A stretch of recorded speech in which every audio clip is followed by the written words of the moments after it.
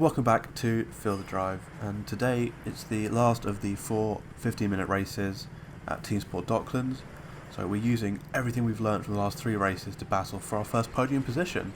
At the end of this video I'll put my fastest lap side by side with my fastest lap from race 1 so we can see the difference, and also stick around to the end because I've got some exciting news for the future of karting videos. And if you enjoy the content and want to see more, then please like this video and subscribe to support the channel. Let's get into it. So we've lifted our foot off the brake before the start. Lights go green, we get a much better start. Take the inside line for the first turn, slip it into the middle, but we go into the second turn on the inside like we've learnt nothing from the last 45 minutes of racing. Anyway, haven't lost that many positions, we just lost the one. So we take the inside line on the mezzanine, bit bumpy there, everyone's fighting to get through. We managed just to squeeze our way in, and we're holding 3rd place. So we've got a very good opening lap. The first lap is a 50.044, which is our fastest starting lap that we've ever done. So immediately, great job there. So now first and second are more or less a second ahead of us, and you can see now they're pulling away a bit, but they're battling, which is going to slow them down. We've got a nice gap behind us, so we can take the racing line, which is a lot faster, as it should be. And one massive change is that, well,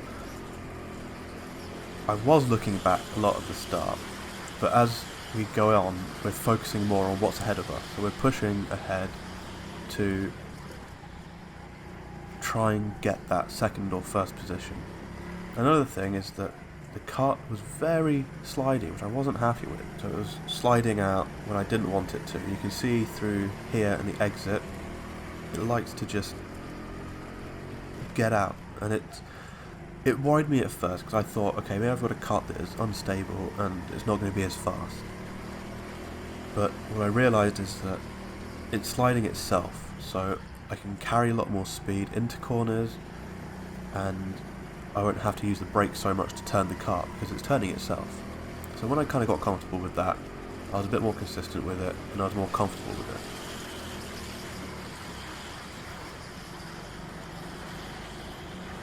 But as you can see here, we're closing them down, we're staying close. Again, same stuff, which is good. Now this lap coming up is our fastest lap,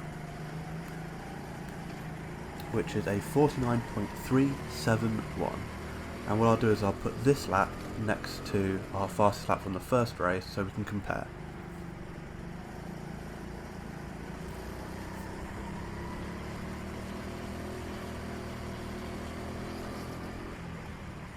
So during this lap the kart in second did a 49.698, so we're 3/10 quicker. And in the following lap, we're a 10th quicker with a 49.5. So clearly we've done something very well this lap, which we'll look at later on in the video.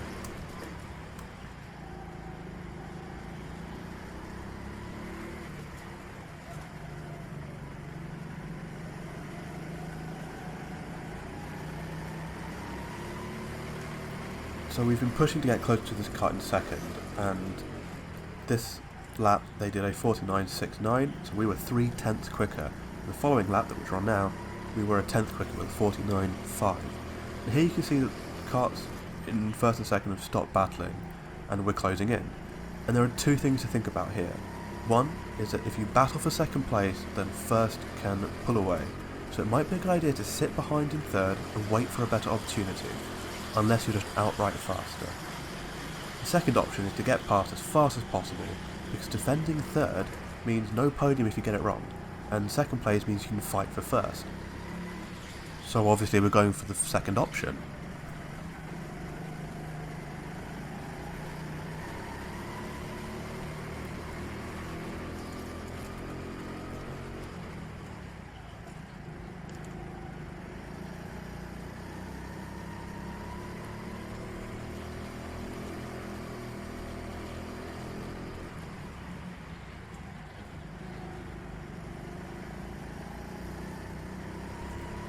So we look back and we have to make this move soon or we'll come under attack from 4th place. And we're close enough to 2nd that with a few really good corners, put together lap, we'll be able to make a move. And it's vital that we make the right move at the right time.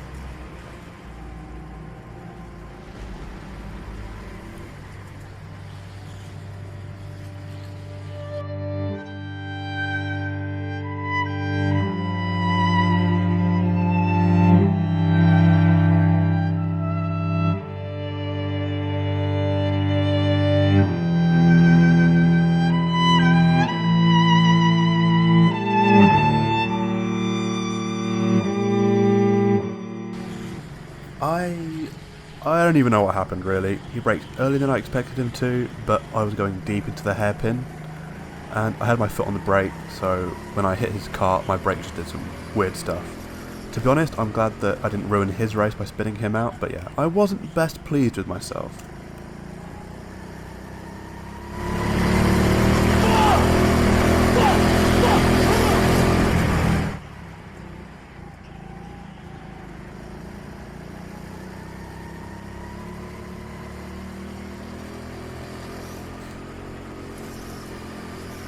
So I turned around, 4th place flew past, Matt came up behind me and I basically kept him behind until I tried some strategy that didn't work in the end. I had a lot of ground to make up to get even close to 3rd place. I was putting in low 50s and 49s, lapping faster than the Karting 3rd, but not enough to close the gap. Towards the end of the race I let Matt go through, hoping that he would catch 3rd place because he is faster than me, he can lap in 28s quite easily. And he would then catch 3rd place, slow them down, and maybe I could make a fight to get past and maybe fight Matt. But this didn't happen because we were red flagged on the last lap of the race, but we did manage to keep behind a very fast driver who was putting in 48 whilst they were behind us. So all in all, it was very frustrating having a podium kind of so close, but it was also good because I kept Matt behind, who I know is faster than me, but afterwards he said that he couldn't make a clean move on me because I was placing the kart in the right places and I was driving it fast enough that he wasn't catching me in the right places on track. So let's have a look at race 1 and 4 side by side. Race 1 on the left, race 4 on the right. Now immediately on the right we're further across the track, so we have a better entry and a slower exit though. But let's see here. Yep, we install a slower exit on our 4th race, and now we're kind of equal. Let's see if we can pull any gap here. So we've pulled a gap on the right hand side, so the 4th race. And now it's pretty equal again. So we're faster down the ramp, so we're getting a better exit.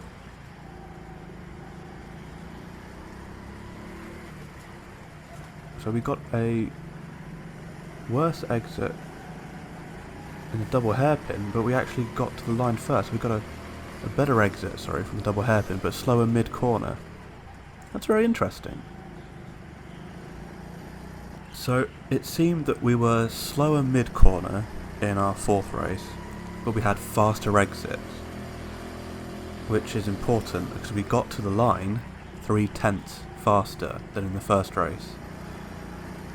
I think that there's a lot of improvement. There's a lot of good points for both, and it's really good to see the 2 laps side by side.